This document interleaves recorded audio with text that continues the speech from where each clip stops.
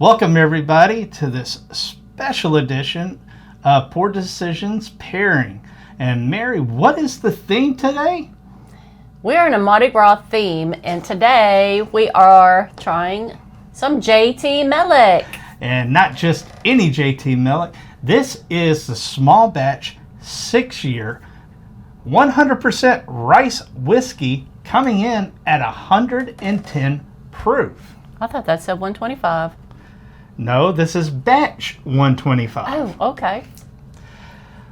Reading is hard. Especially without my cheaters. Yeah.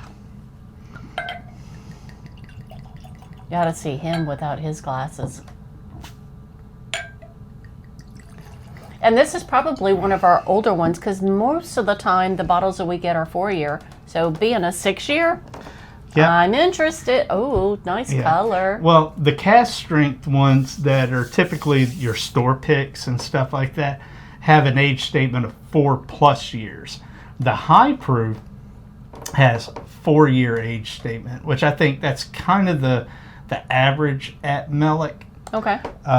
But this one is specifically 6 years. Is this a Canada pick? No, this is not. This is a shelfer in the local market. Here? There. Okay. Meleck is only available in certain select states. That's why I asked if we picked this one up at Canada's. We did not pick this one up at Canada's.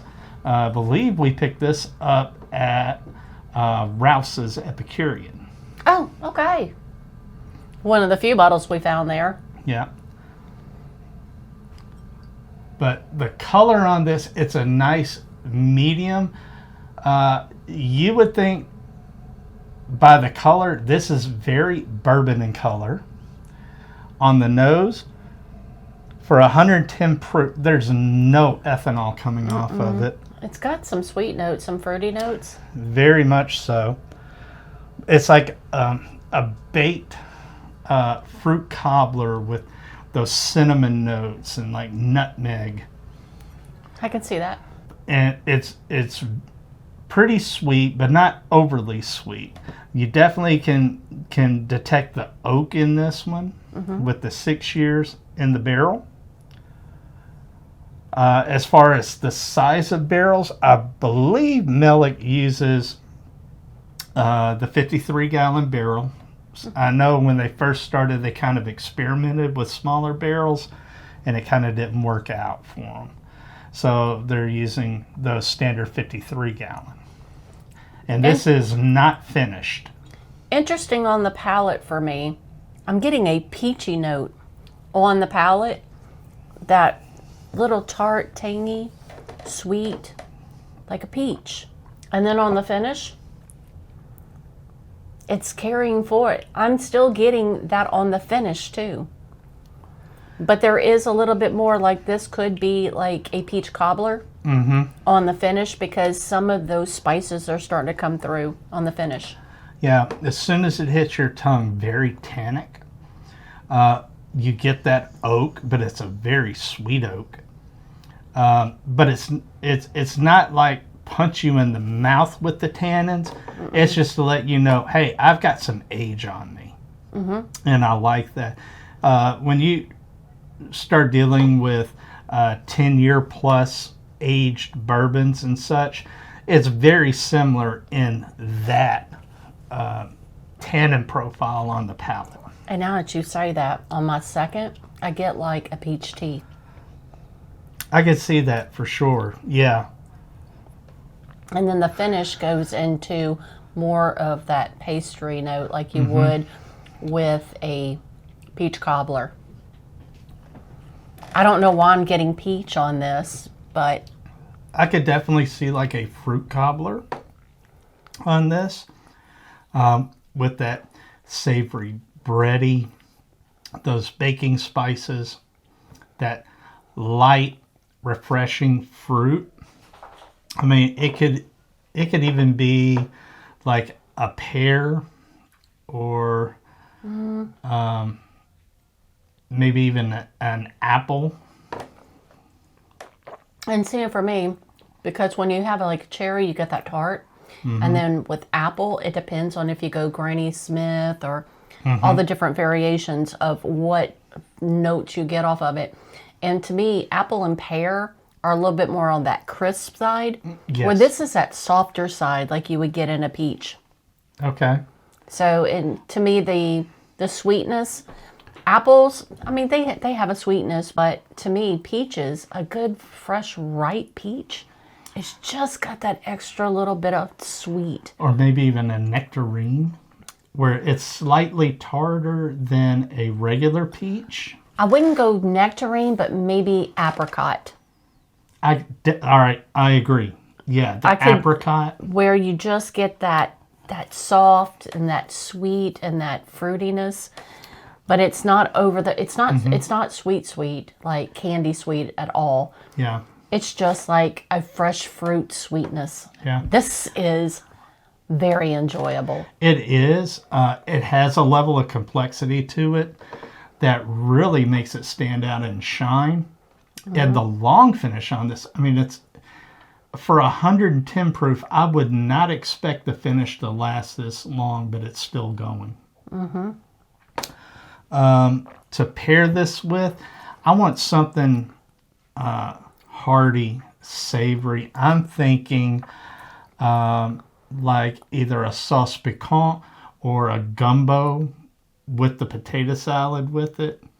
This is bold enough that it can cut through some of that richness and add a little sweetness to that profile. And for me, you remember those deep fried meat pies?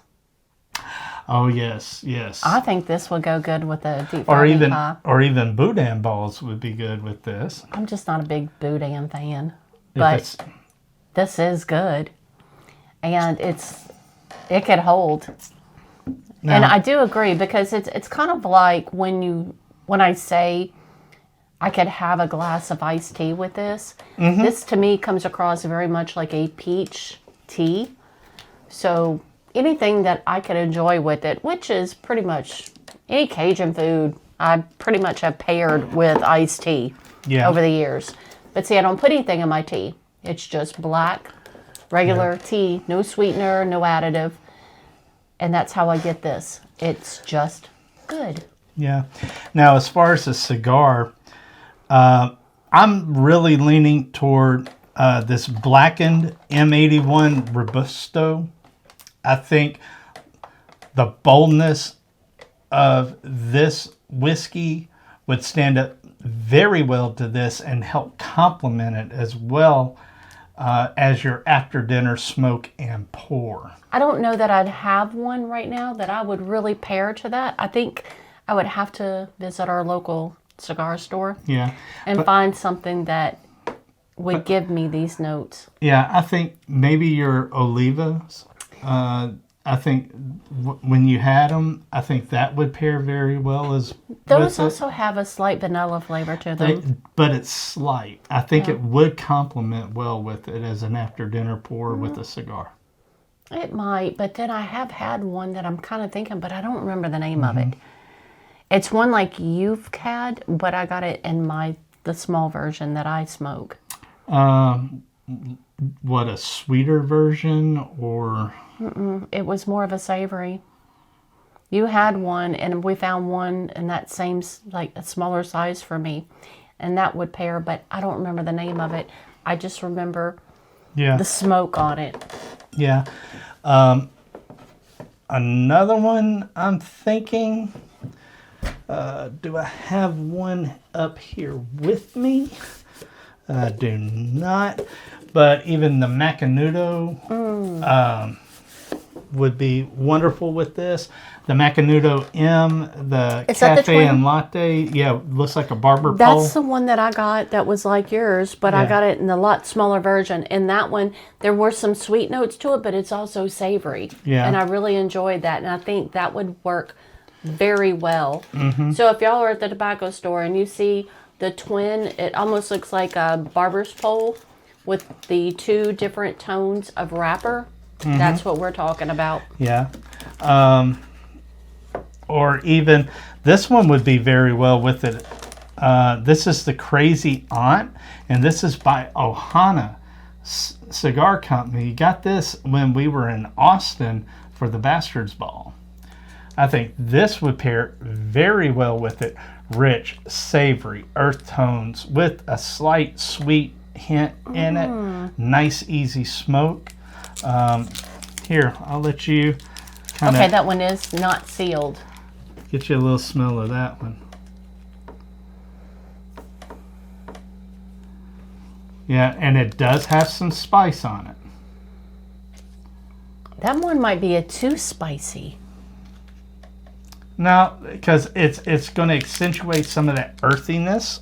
Yeah, I could see that. I think I'm looking for something a little more on the sweet side than that. That's a lot more savory. Yeah. That's some spice. Right. Let us know in the comments down below if you had the JT Meleck 6-year edition and what your thoughts were and what you think of our nosing, tasting, and pairings that we had for this episode.